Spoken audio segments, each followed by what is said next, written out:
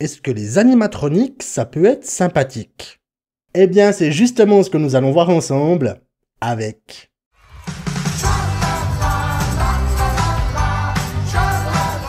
Hey les fans de ciné, ici Critiqueur.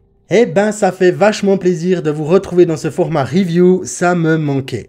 Mais bon, entre nous, vous manquiez aussi, fans de ciné. Et oui, le décor a un peu changé, c'est juste un décor temporaire le temps que je mette en place une pièce spécifiquement pour les tournages. Donc après, ça va être super fandard, vachement joli, et je me réjouis de vous faire découvrir ça. Il y a eu pas mal de choses ces derniers temps, notamment l'ouverture d'une chaîne secondaire qui est consacrée au gaming. Donc si vous aimez les jeux d'horreur ou vous tapez un bon coup de nostalgie, allez jeter un coup d'œil, le lien se trouve en description. Mais bon, on n'est pas là pour faire de l'autopromo, on est là pour parler d'un film. Vu que cette année nous allons avoir droit à la suite du film Five Nights at Freddy's, techniquement pour le mois de décembre me semble-t-il, je voulais revenir sur un film qui met en scène des animatroniques bien sympathiques.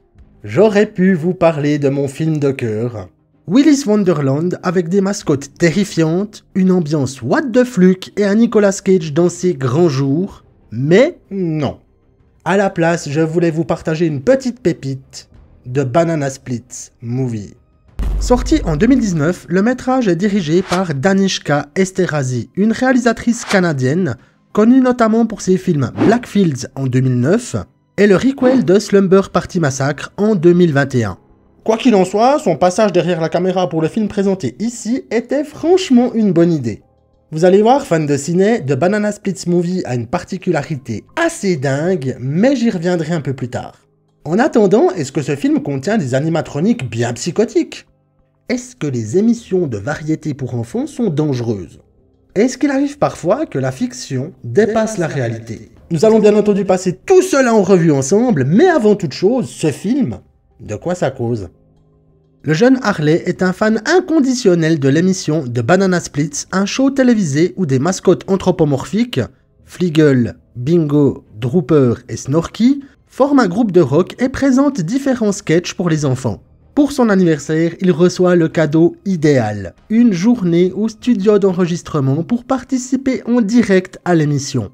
Mais vu que nous sommes dans un film d'horreur, absolument rien ne va se passer comme prévu. Les mascottes pètent un câble et sont bien décidées à terminer le show, coûte que coûte.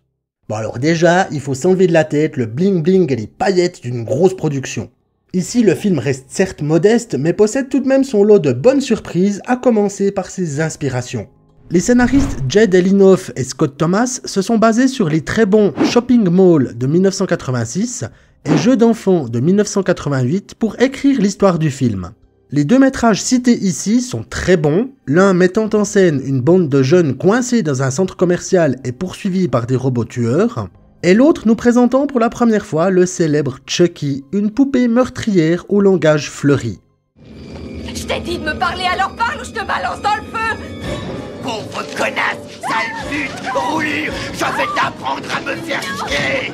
Et là, on s'imagine quand même bien un combo de ces deux films avec des animatroniques. Et les acteurs, parlons-en. Alors nous n'avons pas affaire à des hauts d'affiche de folie, et cela aide grandement à l'immersion dans le film. Les acteurs jouent assez naturellement et parviennent habilement à nous emporter dans leurs galères, aussi sanglantes soient-elles. Et il faut également mettre en avant les véritables vedettes du film, les animatroniques. Nos quatre compères pètent littéralement une durite après la mise à jour de leur système. Leur directive prioritaire?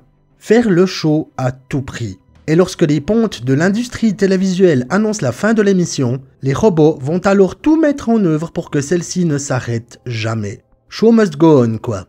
En effet, on peut rapidement constater que les animatroniques, ce sont juste des costumes avec des acteurs dedans. Cette petite faiblesse n'enlève en rien le fun déjanté et les morts plus qu'honorables que l'on trouve dans le film. Un tour de magie qui scie littéralement en deux, un bonbon difficile à avaler, ou encore une scène finale cauchemardesque où les enfants ne sont pas épargnés.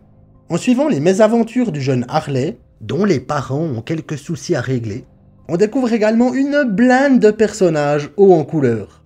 Comme un père déterminé à ce que sa fille devienne une enfant star, un couple un peu trop fan de l'émission, ou encore Austin, le demi-frère d'Harley, un loser pas si loser que ça.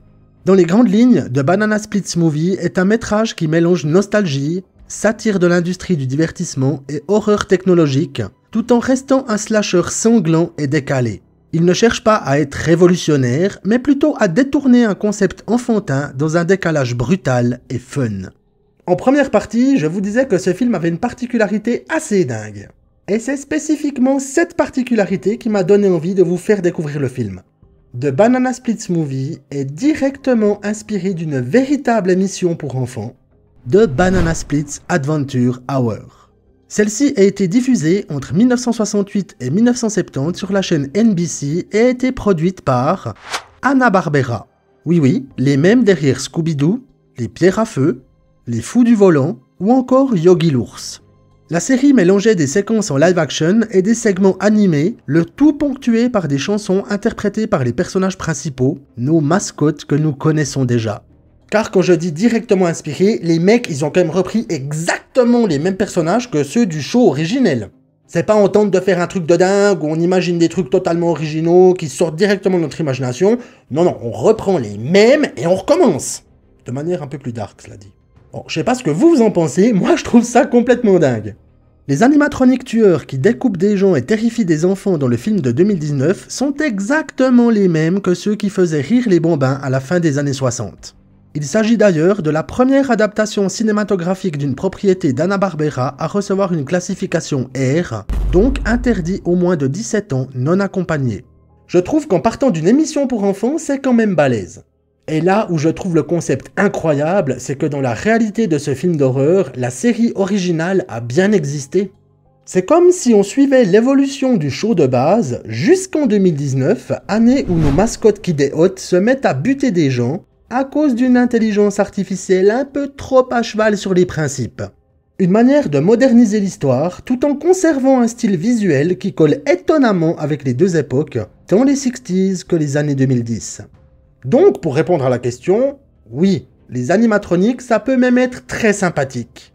Ou pas, hein, ça dépend de quel côté on se place. Si on est pépouze derrière notre écran, ça va, puis on se fait pas buter la gueule, mais si on se trouve dans le film, on va peut-être les trouver un peu moins sympatoches.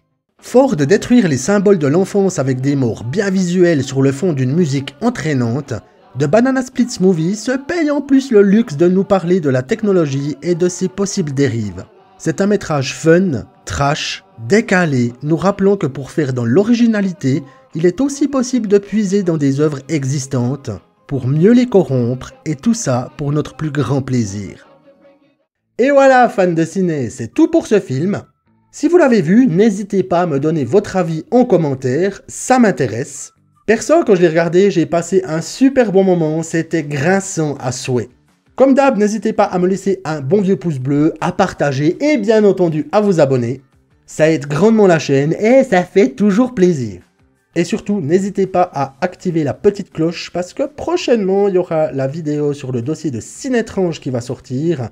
Et là, je vous garantis que ça va être quelque chose d'assez énorme. Je me réjouis de vous partager ce sujet. C'est vraiment quelque chose qui m'a totalement bluffé et j'espère que ça sera un sujet que vous aussi, vous allez apprécier. Donc si vous n'avez pas la petite cloche, ben vous n'aurez pas de notif, puis vous saurez pas que c'est sorti. Et j'en profite au passage pour souhaiter la bienvenue aux nouveaux abonnés. Et ne vous faites pas de soucis, ici, techniquement, on devrait pas se faire bouffer la gueule par des animatroniques tueurs. Merci beaucoup d'avoir regardé cette vidéo, j'espère qu'elle vous a plu. Et si vous ne connaissez pas The Banana Splits Movie, n'hésitez pas à le découvrir, c'est franchement une bonne dose de fun. C'était Critiqueur en direct de votre écran.